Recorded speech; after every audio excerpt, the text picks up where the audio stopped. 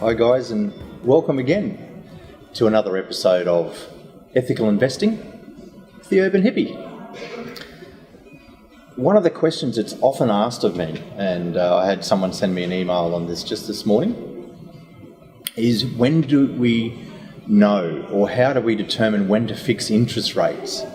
Of course, once you start or embark on your property investment journey and you start to build your portfolio, this is one of the questions foremost in everyone's mind, is when do we fix interest rates? So let's have a look at that. We'll just workshop that question for a little while today.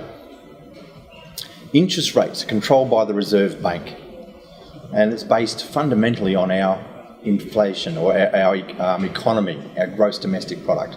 So when our economy is slow, the interest rates are low. So the Australian economy is, by and large, is fairly stable. Politically, we are a very stable country. In fact, we've had 5 political coups in the last 5 years, and no one seems to care.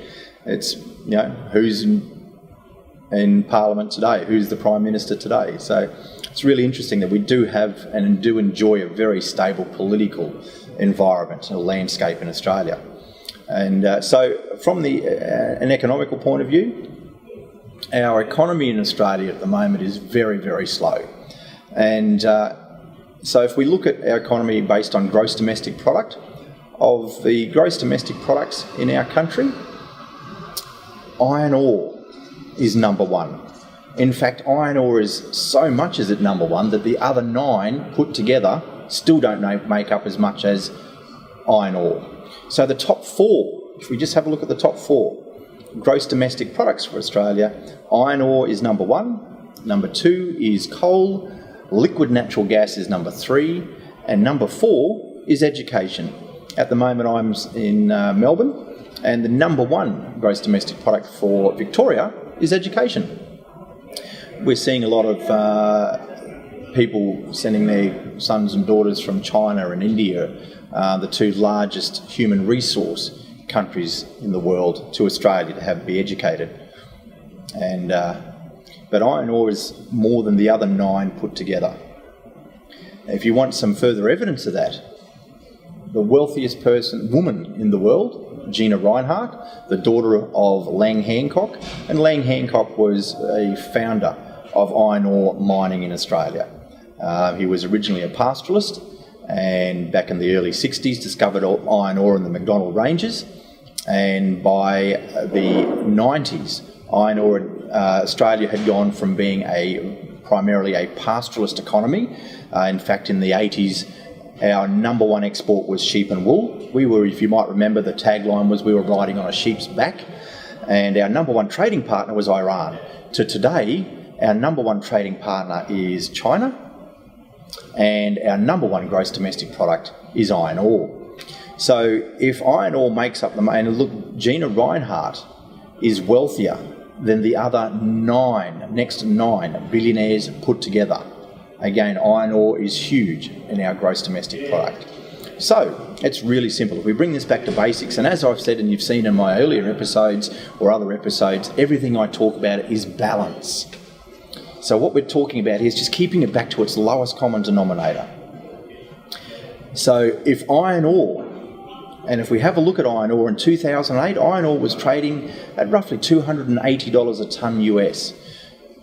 That was during the GFC.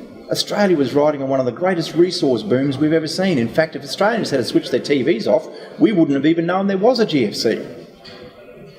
And we'll discuss that later as how that's impacted on property investment in this country. But today, iron ore is trading below its cost of production. The cost of production for iron ore is roughly $55 a tonne. And today, and I'm coming to you, this is in the 1st of April. This is not an April Fool's joke, by the way, in 2016. And today, iron ore is trading at around $40 a tonne US.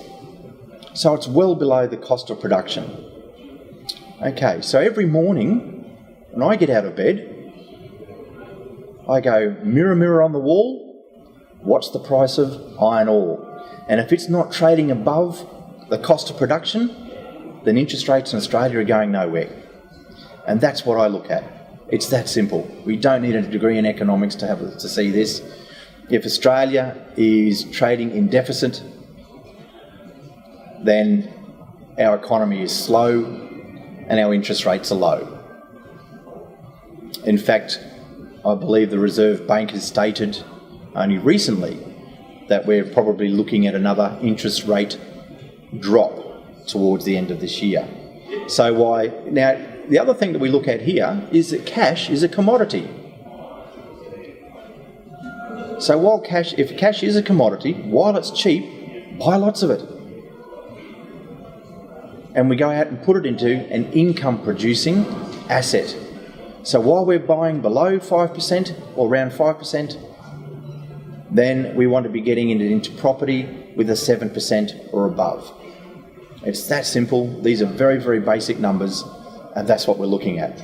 And by the way, guys, since 1987, where we had, and again in 1981, the highest interest rates this country's ever seen at 18.5%, it's been a steady track downwards to 2016, where we have the lowest cash rate that this country has ever seen. We've never had a cash rate at 2% of reserve.